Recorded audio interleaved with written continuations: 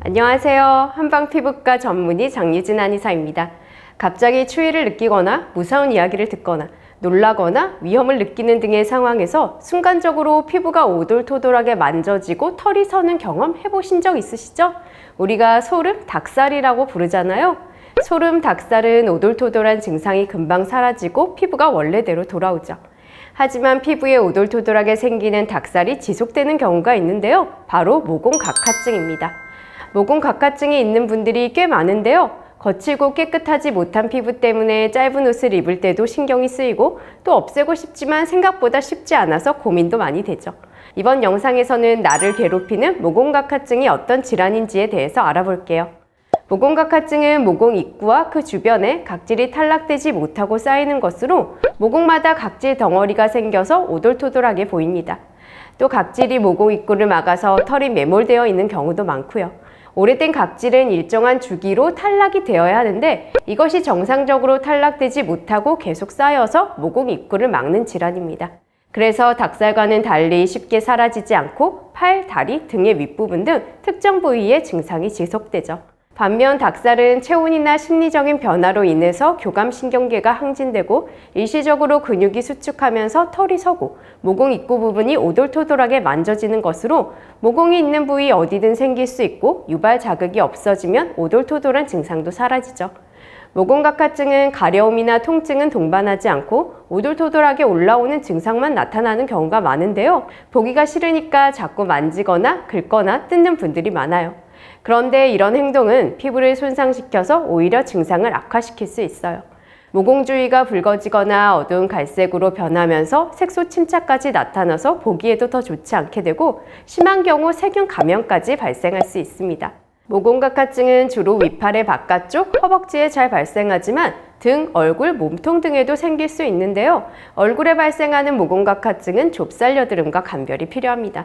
좁쌀여드름은 피지가 모낭 밖으로 배출되지 못하여 생기는 것으로 압출됐을 때 피지가 나오지만 모공각화증은 피지가 나오지 않고 단단한 각질층이 관찰돼요. 모공각화증은 대부분 10대 청소년 시기에 많이 나타나고 이후 점차 심해지다가 20대 중후반에는 호전되어서 자연스럽게 없어지는 경우가 많습니다. 매끄럽지 못한 피부, 모공각화증이 왜 발생해서 나를 괴롭히지 하는 생각 하시는 분들 많으실 텐데요. 모공각화증의 발생 원인은 유전적인 경우와 후천적인 경우로 나눌 수 있어요.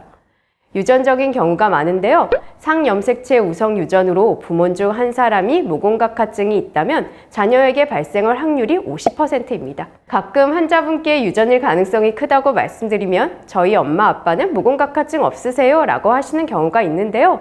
부모님께 발현되지 않았더라도 숨어있는 인자가 나에게 발현되었을 수도 있고 또 말씀드린 것처럼 모공각화증은 나이가 들면서 자연스럽게 호전되는 경우가 많기 때문에 부모님께서 젊었을 때는 증상을 가지고 계셨지만 지금은 호전된 경우일 수도 있죠.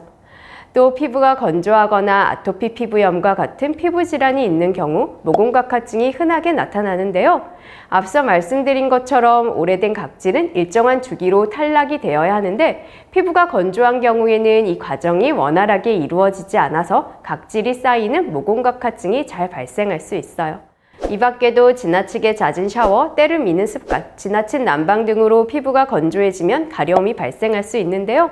가려워서 긁으면 모공이 두드러지고 거칠어지기도 합니다. 가끔 모공각화증을 잘 안 씻어서 나타나는 증상으로 오해하고 자주 더 열심히 씻는 분들이 계시는데요. 오히려 증상을 더 악화시킬 수 있습니다. 실제로 모공각화증은 건조한 겨울에 많이 발생하고 악화되기가 쉬워요. 이번 영상에서는 매끄럽지 못한 피부로 스트레스를 주는 모공각화증에 대해서 알아보았는데요. 모공각화증이 있는 분들은 잘 아시겠지만 생각보다 증상을 없애기가 쉽지 않죠. 그래서 다음 영상에서는 모공각화증을 어떻게 치료하면 좋을지, 어떻게 관리하면 좋을지에 대해서 알아볼게요. 영상에 관해서 궁금한 점 있으시면 댓글에 남겨주세요.